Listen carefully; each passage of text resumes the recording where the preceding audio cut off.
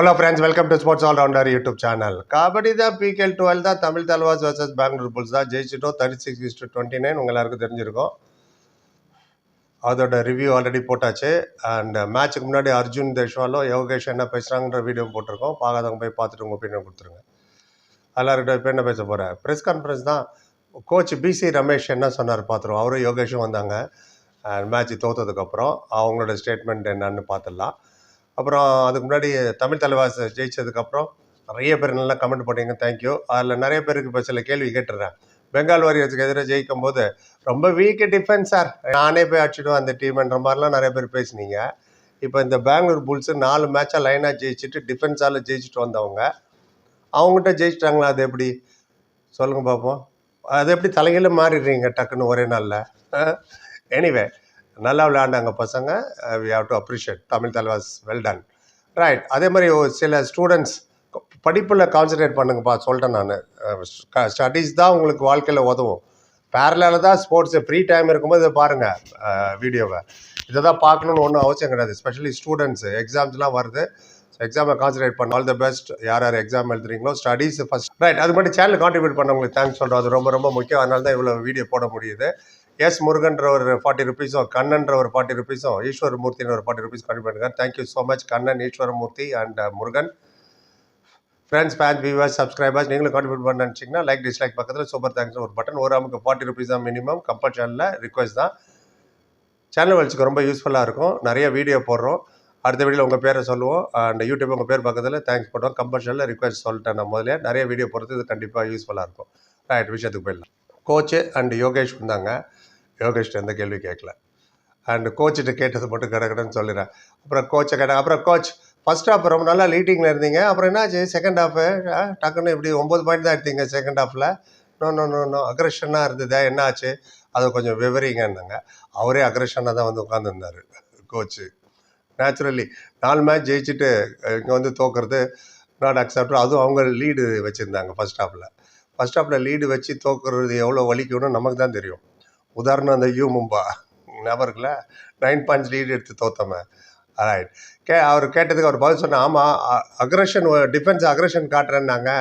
Defence பேக்கார் கேளான்ட்டார் ஸ்ட்ரைட்டாகவே. ஆமாம், பேக்கார்னா useless, அதான் அர்த்தம். சரியாகவே விளையாடல, பேக்கார் யூஸ்லெஸ்ஸாக விளையாண்டாங்க டிஃபெண்டரு. அவங்களோட டேலண்ட் காட்டவே இல்லை. லாஸ்ட் 2-3 மேட்சாகவே அவங்க டேலண்ட் சரியாக காட்டல. ஸ்பெஷலி ரைட்டு கார்னரு கவர்லாம் பர்ஃபார்மன்ஸ் நாட் கம்மிங்னா. லாஸ்ட் 2 மேட்ச் அப்போ 4 மேட்ச் எப்படி ஜெயிச்சாங்கன்னு எனக்கு தெரியல. எனவே அது ஒரு பக்கம் இருக்கட்டும். அண்ட் அவர் சொன்னார், நான் நினச்சேன் கேப்டனு அவர் வேறு கவர் டிஃபெண்டர், அவர் நல்லா பெர்ஃபார்ம் பண்ணுவார்னு. பட் இன்றைக்கி எதுவுமே அவரால் ரைடரு கேட்செல்லாம் பண்ண முடியல. போனஸ் ப்ளஸ் ஒரு பாயிண்ட் எடுத்துகிட்டு போனாங்க ஈஸியாக. ஒரு வாட்டி நீங்கள் போனஸ் கொடுத்துட்டிங்கன்னா அதோட விட்டுணும். அப்புறம் எதுக்கு சேஃப் கேம் விளாடணும், வெயிட்டிங் கேம் விளாடணும், திருப்பி போய் காலை பிடிக்கிறேன்னு பாயிண்ட்டை கொடுத்துட்டாங்க. இது மாதிரி நிறைய வாட்டி ஆச்சு. போனஸு ப்ளஸ் ஒரு பாயிண்ட்டு அடிக்கடி கொடுக்கும் வந்து ஒரு போனஸ் எடுத்துகிட்டு கூட ஒரு பாயிண்ட் எடுத்துகிட்டு போயிட்டே இருந்தாங்க. பச்கே கேள்னா செய்யத்தானார். அதாவது தப்பிச்சு விளையாடணும், சேஃப் கேம் விளையாடணும், அதை அவங்க மிஸ் பண்ணிட்டாங்க. அகைன் அண்ட் அகைன் அதே போனஸ் அண்ட் பாயிண்ட் கொடுத்தீங்கன்னா கான்ஃபிடென்ஸ் டல்லாக தான் ஆகும். அந்த கான்ஃபிடென்ஸ் தான் எங்களுக்கு டல் ஆச்சுன்னு அப்படின்னாரு. அப்புறம் இன்னொருத்தர் கேட்டார், அண்ட் சில டீமுக்கெல்லாம் மேட்ச் டு மேட்ச் கேப் நிறையா இருக்குது, 4 நாள் 3 நாள்லாம். ஆனால் உங்களுக்கு மட்டும் கேப்பே இல்லையா? நேற்று ஒன்று விளையாண்டிங்க தெலுங்கு டேட்டர், இப்போ திரும்பி விளையாடுறீங்களே, அது உங்களுக்கு கஷ்டம் இல்லையா? அதான் காரணமாக எடுத்துக்கிடுவார், பழைய தூக்கி அதில் போட்டு ஷெட்யூலிங்லன்னு. Jokes apart. அவர் சொன்னார், நோ அப்படிலாம் கிடையாது. It is not like that. நாங்களாம் ப்ரொஃபஷனல், எங்கள் team is very good team. 1-2 player தான் சரியாக விளையாடல அப்படின்ட்டு இந்த இப்படி திரும்பி பார்க்கல அவர் யோகேஷை. நம்மளை பார்த்து சொன்னார், 1-2 பிளேயர் தான் சரியாக விளையாடல. திருப்பி சொன்னார், right cover and right corner அவங்களாம் பெர்ஃபார்ம் பண்ண ஆரம்பிச்சா நாங்கள் திரும்ப ஜெயிக்க ஆரம்பிச்சிருவோம். இப்போ 4 லைனை ஜெயிச்சுட்டு வந்திருக்காங்க. பிளேயர்ஸ் சரியாக விளையாடல, நல்லா விளையாடணும். இன்னுமே அந்த நல்லா விளையாடுவாங்கன்ற ஒரு நம்பிக்கையில் தான் நாங்கள் ஆப்ஷனில் எடுத்தோம். அவங்க நல்லா விளையாடும் போது ஆட்டோமேட்டிக்கலி டீமோட கான்ஃபிடென்ஸ் மேலே போகும், பாயிண்ட்ல நாங்கள் மேலே போவோம்னாரு. வாஸ்தவமான பேச்சு தான். ரைட். அடுத்த கேள்வி கேட்டாங்க. ரைட்.